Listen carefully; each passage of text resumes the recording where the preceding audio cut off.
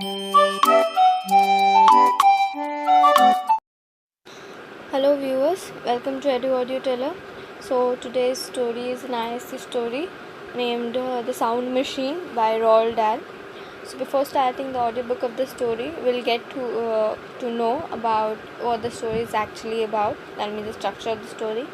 So The Sound Machine by Roald Dahl, published in 1949, revolves around Clonzer, the protagonist, and his obsession with sounds. According to Clonzer, these are sounds which are inaudible to the human ear, and he wants to develop a machine which can record these inaudible sounds. He spends hours developing it.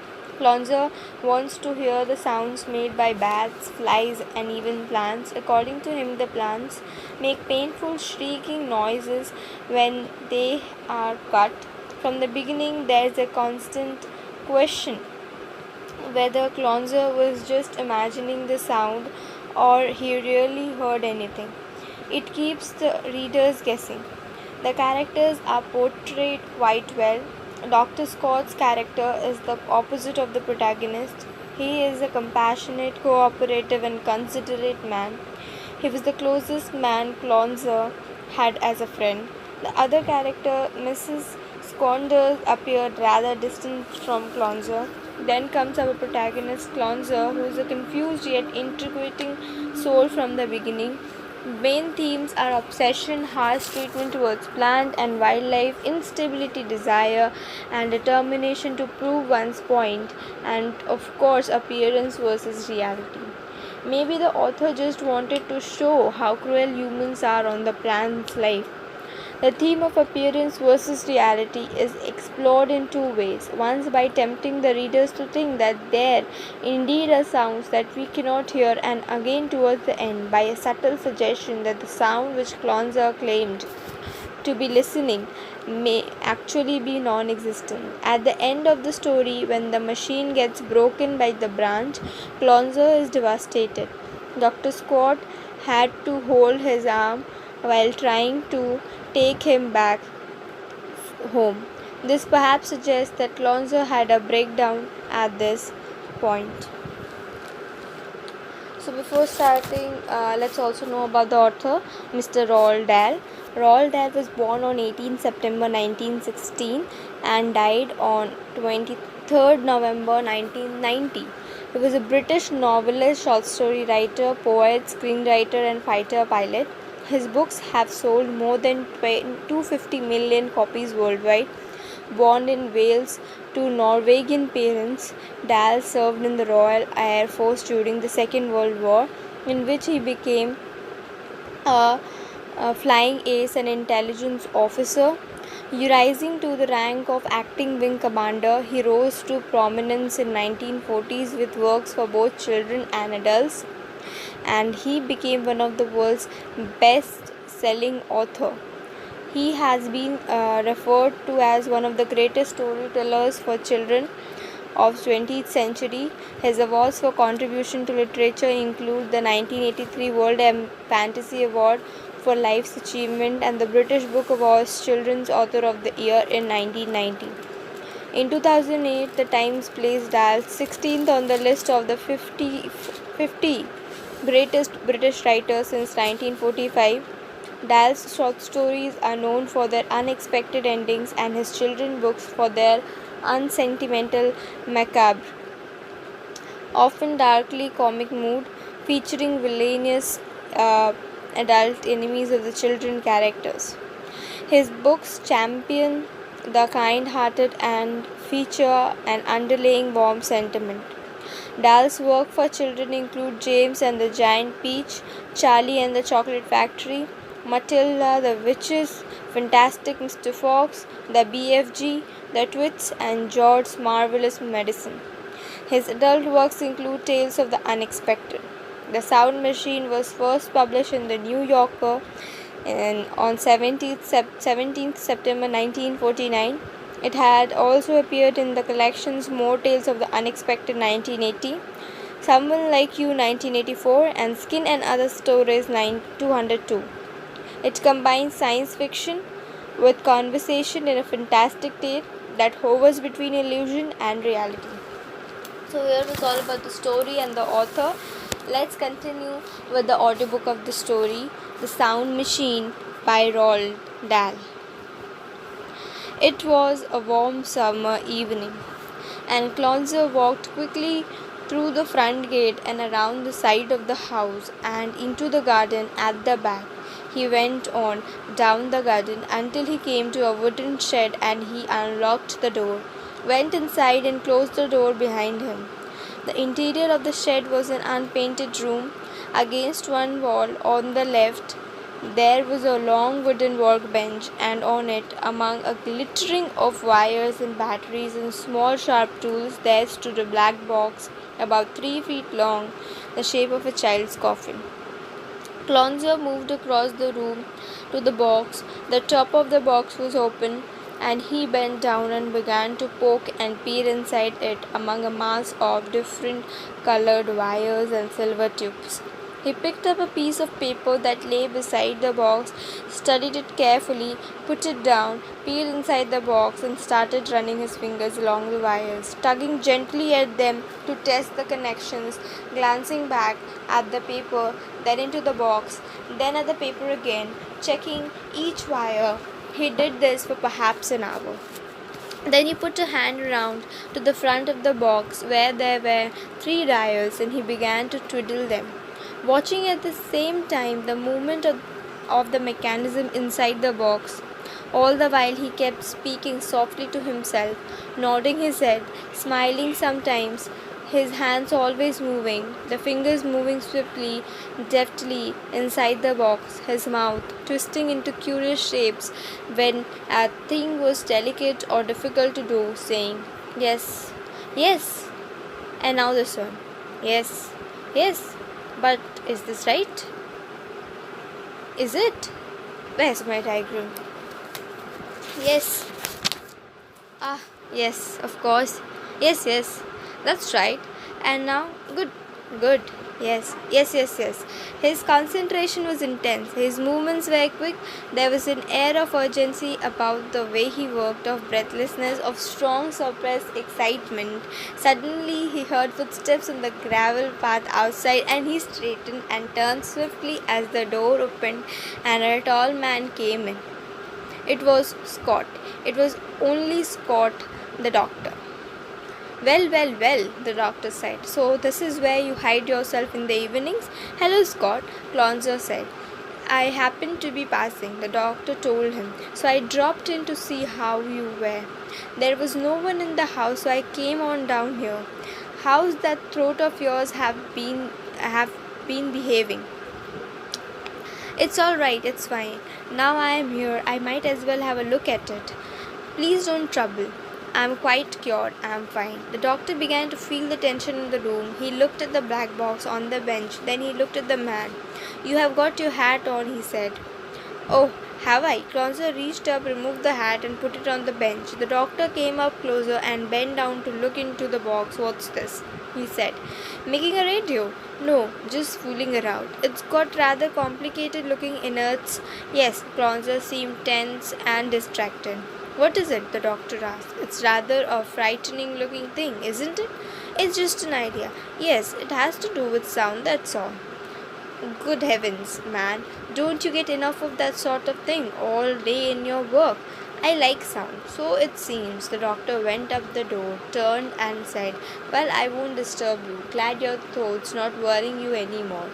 But he kept standing there looking at the box, intrigued by the remarkable complexity of its inside, curious to know what was this strange patient of his was up to. "What's it really for?" he asked. "You have made me inquisitive." Clonzer looked down at the box, then at the doctor, and he reached up and began gently to scratch the lobe of his right ear. There was a pause. The doctor stood by the door, waiting, smiling. "All right, I'll tell you, if you are interested." There was another pause, and the doctor could see that Clonzer was having trouble about how to begin. He was shifting from one foot to another, tugging at the lobe of his ear, looking at his feet, and then at last slowly he said, "Well, it's like this. The theory is very simple, really. A human ear, you know, that it cannot hear everything. There are sounds that are so low pitched and so high pitched that it can't hear them. Yes, the doctor said. Yes.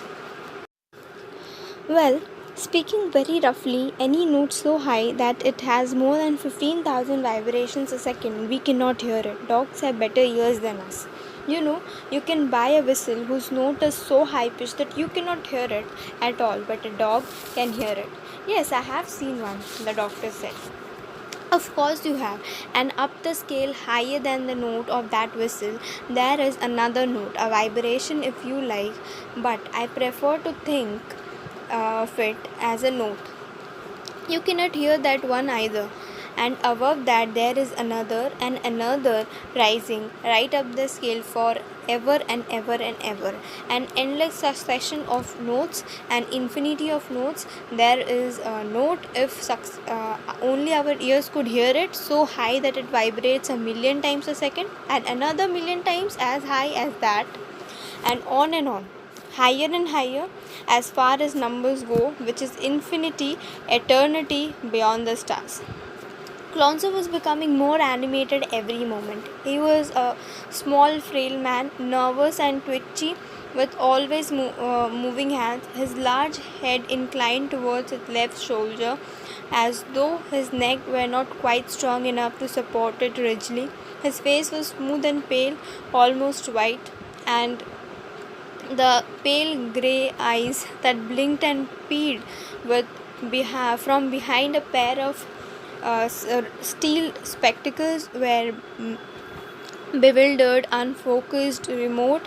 He was a frail, nervous, twitchy little man, a moth of a man, dreamy and distracted, looking at the strange pale face and those pale grey eyes, felt that somehow there was about this little person a quality of distance, of immense, immeasurable distance, as though the mind were far away from where the body was. The doctor waited for him to go on. Clonzo sighed and clasped his hands tightly together. I believe, he said, speaking more slowly now, that there is a whole world of sound about us all the time that we cannot hear. It is possible that up there in those high pitched, inaudible regions, there is a new, exciting music being made with subtle harmonies and fierce grinding discords, a music so powerful that it would drive us mad if only our ears were tuned to hear the sound of it. There may be anything, for all we know, there may. Yes, the doctor said, but it is not very probable. Why not? Why not? Clonzo pointed to a fly sitting on a small roll of copper wire on the workbench. You see that fly? What sort of a noise is that fly making now? None that one can hear. But for all we know, the creature may be whistling like mad on a very high note, or barking, or croaking, or singing a song. It's got a mouth, hasn't it? It's got a throat. The doctor looked at the fly and he smiled. He was still standing by the door with his hand on the doorknob. Well, he said, so you're going to check up on that? Some time ago, Clonzo said, I made a simple instrument that proved to me the existence of many odd inaudible sounds. Often I have sat and watched the needles of my instrument, recording the presence of sound vibrations in the air when I myself could hear nothing. And those are the sounds I want to listen to. I want to know where they come from and who or what is making them. And that machine on the table here, the doctor said, is that going to allow you to hear these noises? It may, who knows? So far I have had no luck, but I have made some changes in it, and tonight I am ready for another trial. This machine, he said, touching it with his hand, is designed to pick up sound vibrations from that are too high pitched for perception by the human ear and to convert them to a scale of audible tones. I tune in it almost like a radio. How did you mean? It isn't complicated. Say I wish to listen to the squeak of a bat. That's a very high-pitched sound, about 30,000 vibrations a second. The average human ear cannot quite hear it. Now, if there were a bat flying around this room, I tuned it to 30,000 on my machine, I would hear the squeezing of that bat very clearly. I would even hear the correct note, F sharp or B flat or whatever it might be, but merely at a much lower pitch. Don't you understand? The doctor looked at the long black coffin box, and you're going to try it tonight? Yes. Well, I'll wish you good luck. He glanced at his watch. My goodness, he said, I must fly. Goodbye, and thank you for telling me. I must call again sometime and find out what happened. The doctor went out and closed the door behind him. For a while longer, Clonzer fussed about with the wires in the black box. Then he straightened up and in a soft, excited whisper said, Now we'll try again. We'll take it out into the garden this time. And then perhaps the reception will be better. Lift it up now, carefully. Oh my God, it's heavy. He carried the box to the door, found that he could not open the door could not open the door without putting it down, carried it back, put it on the bench, opened the door and then carried it with some difficulty into the garden. He placed the box carefully on a small wooden table that stood on the lawn. He returned to the shed and fetched a pair of earphones. He plugged the wire connections from the earphones into the machine and put the earphones over his ears. The movements of his hand were quick and precise. He was excited and breathed loudly and quickly through his mouth. He kept on talking to himself with little words of comfort and encouragement, as though he were afraid that the machine might not work, and afraid also of what might happen if it didn't. He stood there in the garden beside the wooden table, so pale, small, and thin that he looked like an accident consumptive sorry for the disturbance. He looked like an accident consumptive bespectacled child. The sun had gone down. There was no wind, no sound at all. From where he stood, he could see over a low fence into the next garden, and there was a woman walking down the garden with a flower basket on her arm. Then he turned to the box on the table and pressed the switch on its front. He put his left hand on the volume control and his right hand on the knob that moved a needle across a large central dial like the wavelength dial of a radio. The dial was marked with many numbers in a series of bands starting at 15,000 and going up to 10 lakh. And now he was bending forward over the machine. His head was cocked to one side in a tense listening attitude. His right hand was beginning to turn the knob. The needle was traveling slowly across the dial, so slowly he could hardly see it move. And in the earphones he could hear a faint spasmodic crackling. Behind this crackling sound he could hear a distant humming tone, which was the noise of the machine itself. But that was all.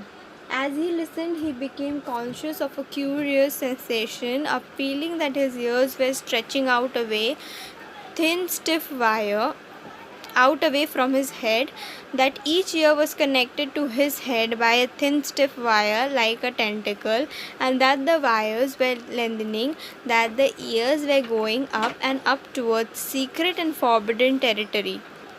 A dangerous ultrasonic region where ears had ever been before and had no right to be. The little needle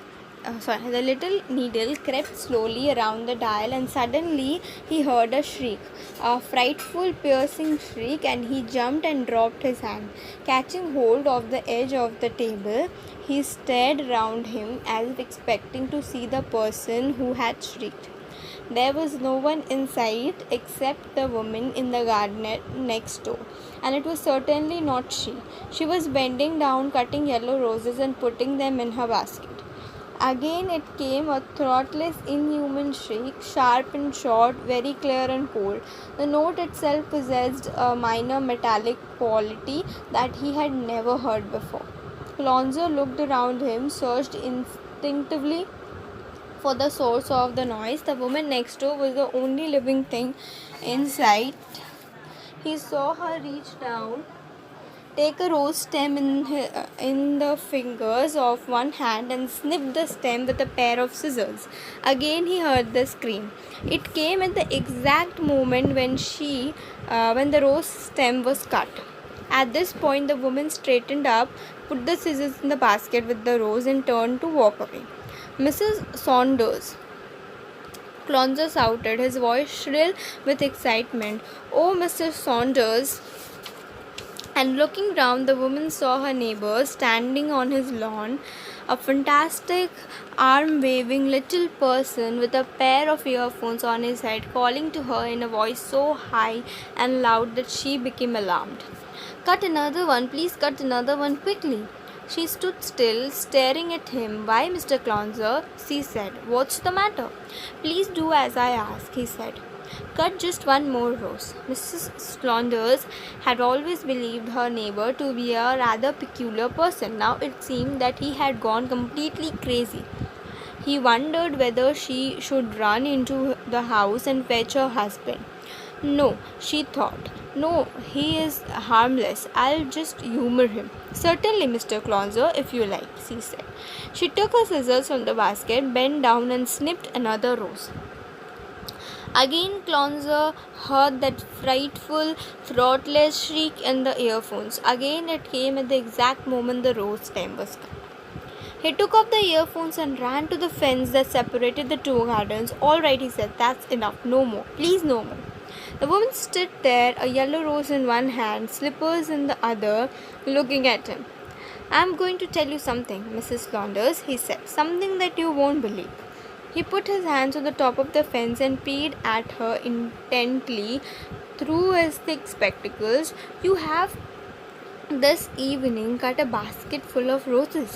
You have with a sharp pair of scissors cut through the stems of living things, and each rose that you cut screamed in the most terrible way. Did you know that, Mrs. Saunders?" "No, no," she said. "I certainly didn't know that. It happens to be true," he said. He was breathing rather rapidly, but he was trying to control his excitement. "I heard them shrieking each time you cut one. I heard the cry of pain, a very high-pitched sound, approximately 132,000 vibrations a second. You could not possibly have heard it yourself, but I heard it."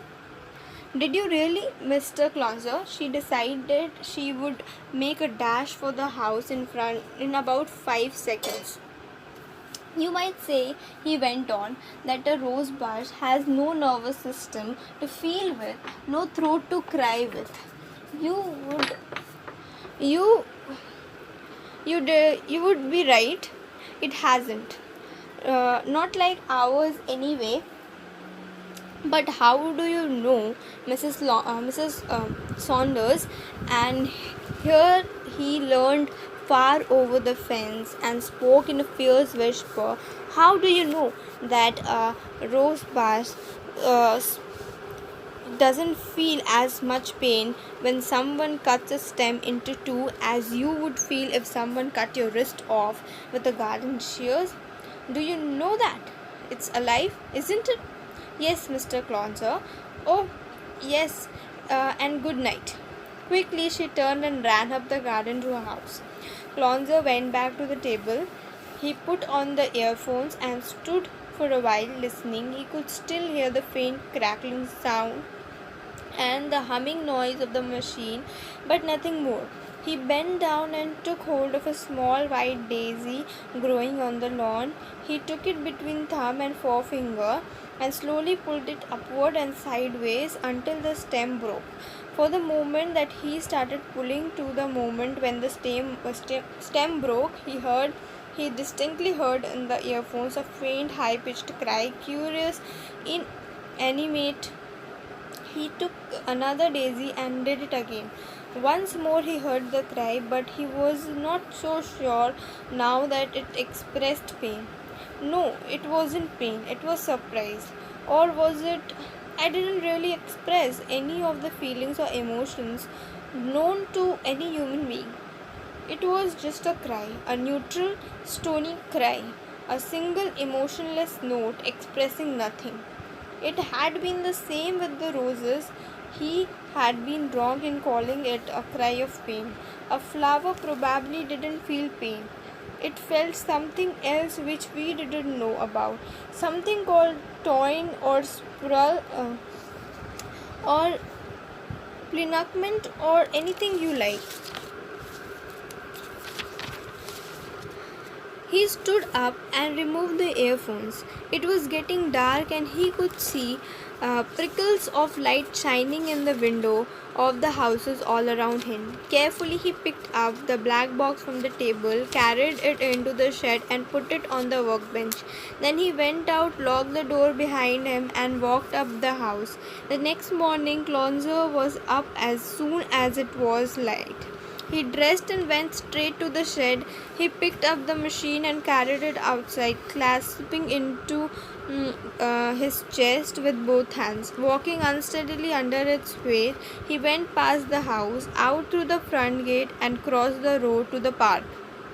There he paused and looked around him. Then he went on until he came to a large tree, a beech tree, and he placed the machine on the ground close to the trunk of the tree. Quickly he went back to the house and got an axe from the coal cellar and carried it across the road into the park. He put the axe on the ground beside the tree. Then he looked around him again, peering nervously through his thick glass in every direction. There was no one about. It was 6 in the morning. He put the earphones on his head and switched on the machine. He listened for a moment to the faint familiar humming sound.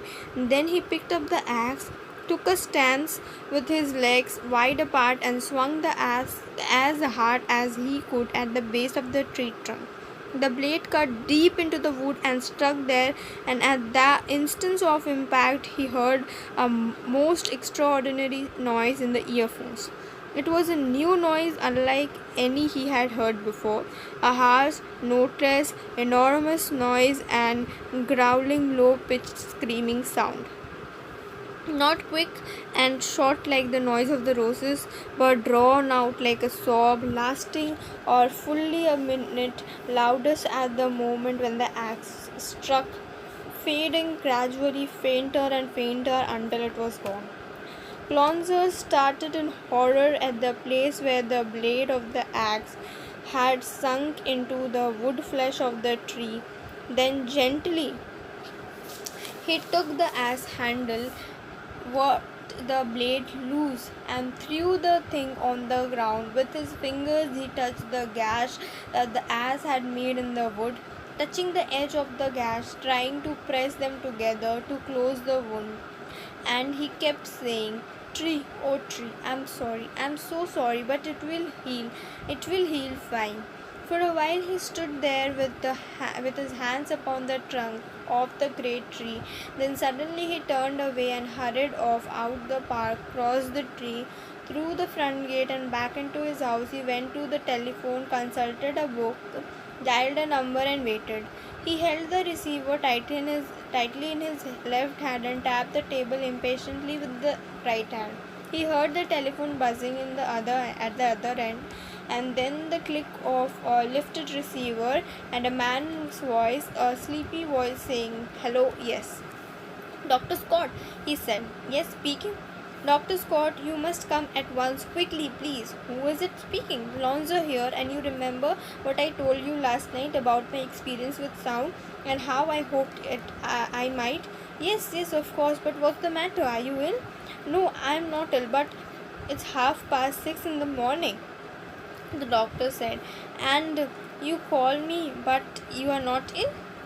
Please come quickly. I want someone to hear it, and driving me mad. I cannot believe it." The doctor heard the frantic, almost hysterical note in the man's voice, the same note he was used to hearing in the voices of people who called up and said, "There's been an accident, come quickly." He said slowly, "You really want me to get out of bed and come over now?" "Yes, now. At once, please." "All right then. I'll come." Clonzer sat down beside the telephone and waited. He tried to remember what the shriek of the tree had sounded like, but he could not.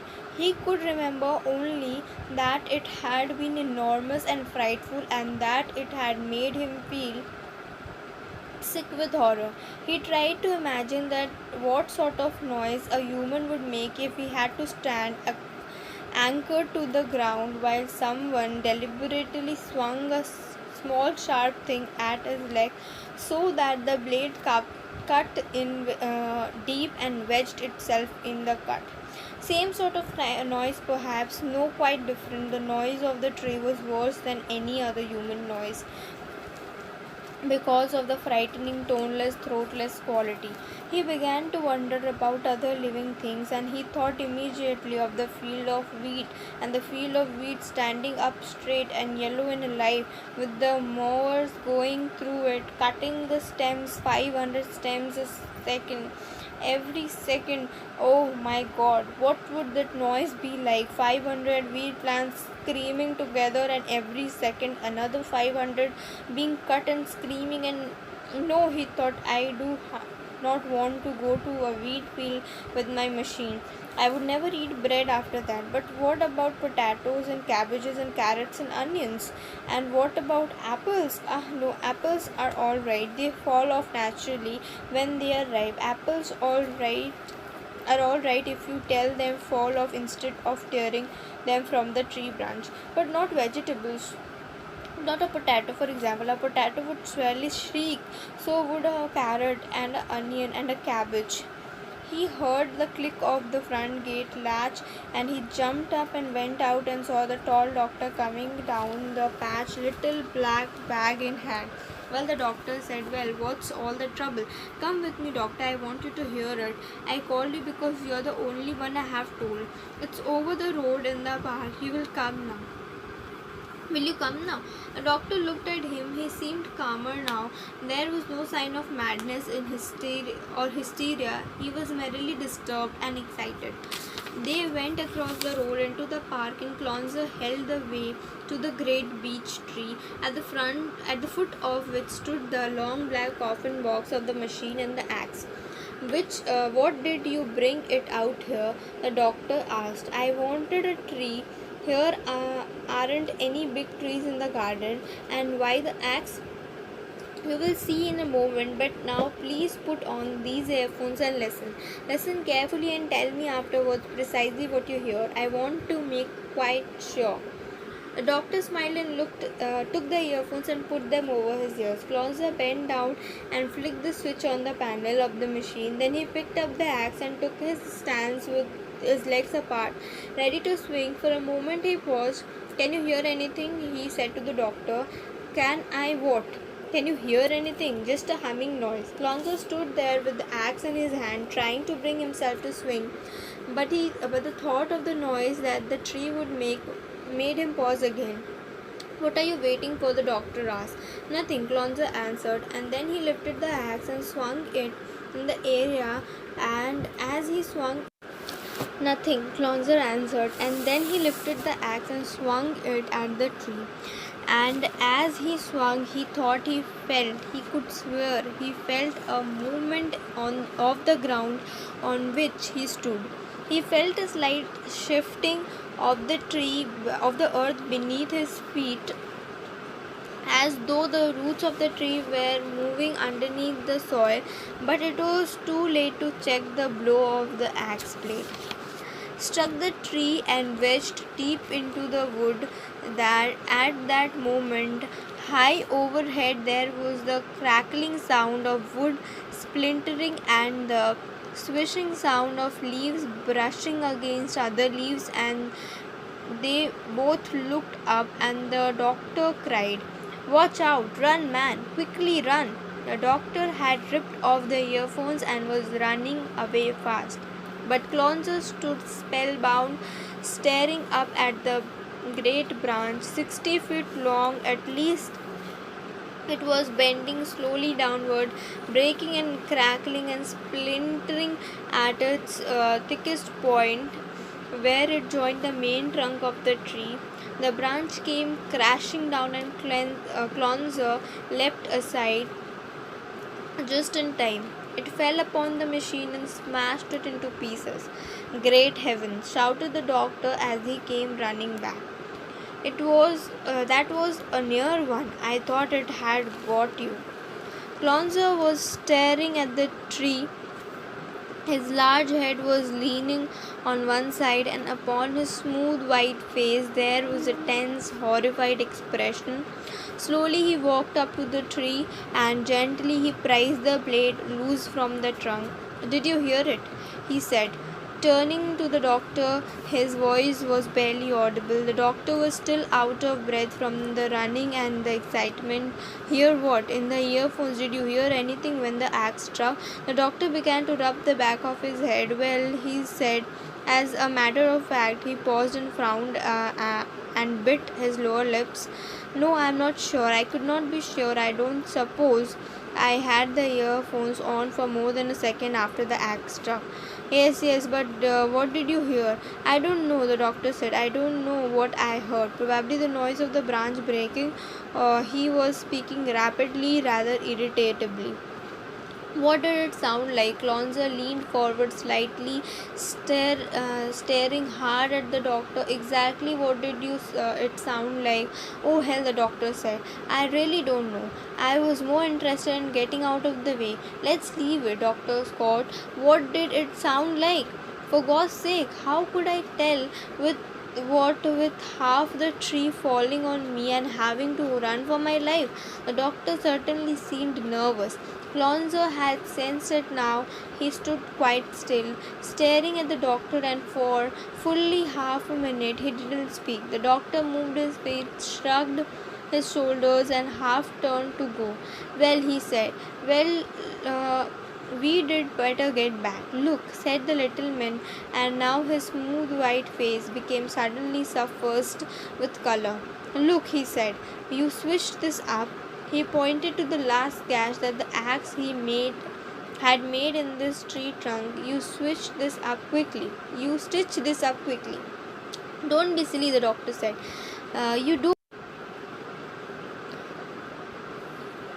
You do as I say. Stitch it up." Clonzer was gripping the axe handle and he spoke softly in a curious, almost a threatening note. "Don't be silly," the doctor said. "I cannot stitch through wood. Come on, let's get back." "So you cannot stitch through wood?" "No, of course not." "Have you got an iodine in your bag?" "What if I have?" Then paint the cut with iodine. It will sting, but that cannot be helped." Now look," the doctor said, and again he turned as if to go. "Let's not be ridiculous. Let's get back to the house and then paint the cut with iodine." The doctor hesitated. He saw Clonzer's hand tightening on the handle of the axe. He decided that his only alternative was to run away fast, and he certainly wasn't going to do that. "All right," he said, "I'll paint it with iodine." He got his black bag, which was lying on the grass about 10 yards away, opened and took a bottle of iodine and some cotton wool. He went up to the tree trunk, uncorked the bottle, tipped some of the iodine onto the cotton wool, bent down and began to dab it into the cut. He kept one eye on Clonzer, who was standing motionless with the axe in his hands, watching him. "Make sure you get it right in." "Yes," the doctor said.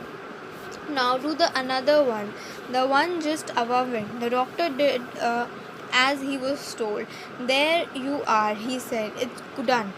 He straightened up and surveyed his work in a very serious manner.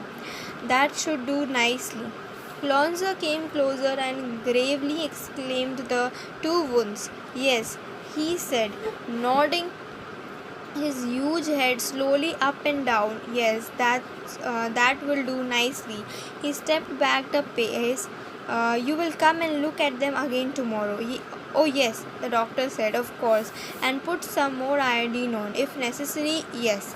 "Thank you, doctor," Clonzo said, and he nodded his head again, and he dropped the axe, and at all once he smiled a wild excitement smile, and quickly the doctor went over to him, and gently he took him by the arm, and he said, "Come on, we must go now."